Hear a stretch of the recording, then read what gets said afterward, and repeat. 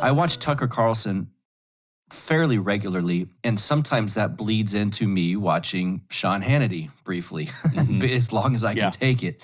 The difference between those two, it's a pretty wide gap.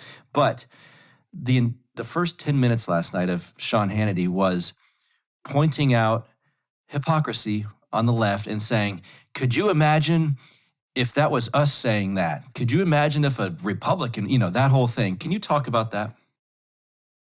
Yeah, we need to stop.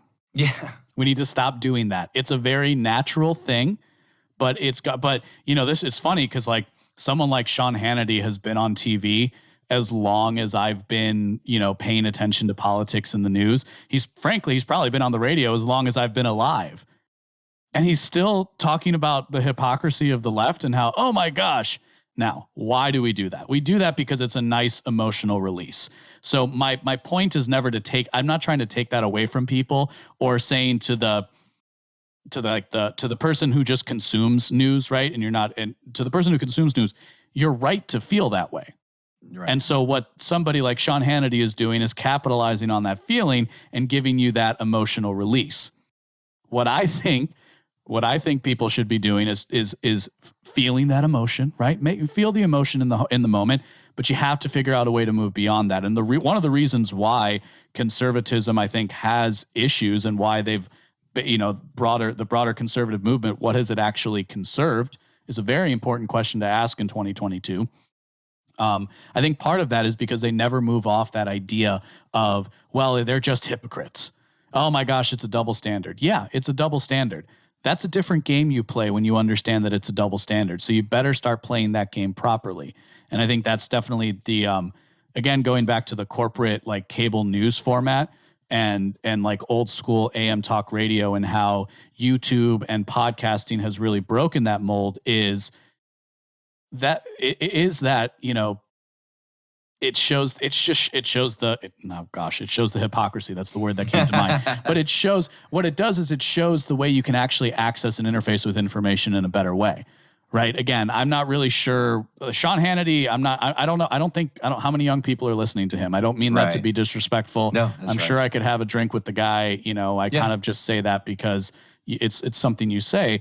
But like, when I was really into Fox News, when I was like in my early 20s, I went through a heavy Fox News consumption phase. And the joke I used to say is like Hannity was as close to trash TV as I could get. Yeah. And like reality TV as I could get, because basically he just has people on there yelling at each other the whole time. Yeah. And so one of the things that I like to do is demonstrate how you can have a conversation about politics without that yelling and without that emotion attached. But the other thing too is that they use the hypocrisy as a tool, because in politics, the moral edge goes to the person you already agree with. So guess what? They don't care about the hypocrites on their side.